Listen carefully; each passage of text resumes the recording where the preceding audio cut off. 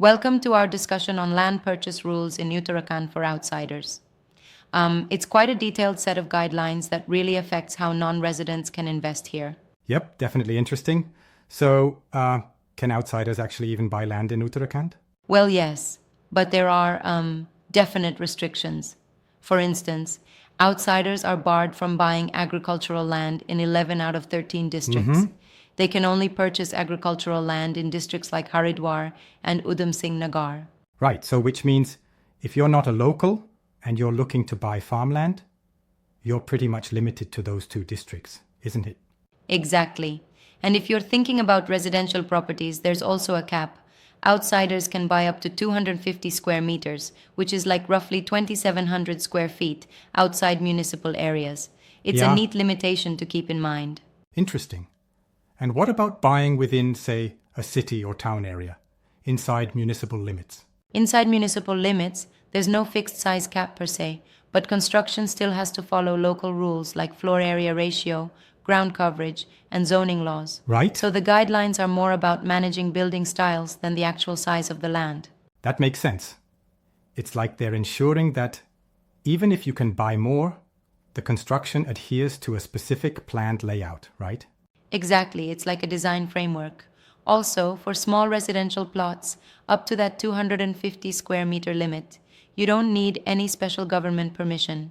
But if you're getting into larger plots or agricultural land, then you need a government nod plus a land essential certificate. So basically, the smaller the plot, the less bureaucracy you have to wrangle with? Yeah, it's set up that way. And there's also a special note on NRIs. They can buy residential and commercial properties, but cannot directly purchase agricultural land. They can only inherit that kind of land.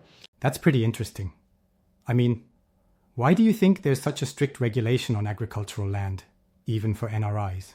Well, I think it's all about preserving local resources and ensuring that agricultural assets remain primarily with residents who are, more in touch with local policies and farming practices. But I can see this strict approach might raise eyebrows for some investors. Definitely. It's a fair critique. It seems a bit restrictive if you're trying to diversify your investments. True, but then there are also risks involved, like purchasing disputed properties or land under forest or government control. The guidelines emphasize verifying katakatauni records and consulting a local lawyer, which is, very wise. Absolutely. Due diligence seems key here. And what about the documents? What should a buyer have on hand? Oh, you need to be prepared with documents like Aadhaar, PAN, passport-size photos, the sale deed, and the encumbrance certificate, along with an affidavit confirming you haven't exceeded the 250 SQM limit. It's quite Right. meticulous documentation. Sounds like a lot of paperwork, but completely necessary. Yeah, it's like building a house. You need a solid foundation.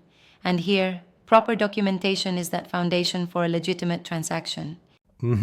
Well, this has been a really enlightening discussion on the intricacies of land purchase rules in Uttarakhand. Thanks for breaking it down so clearly.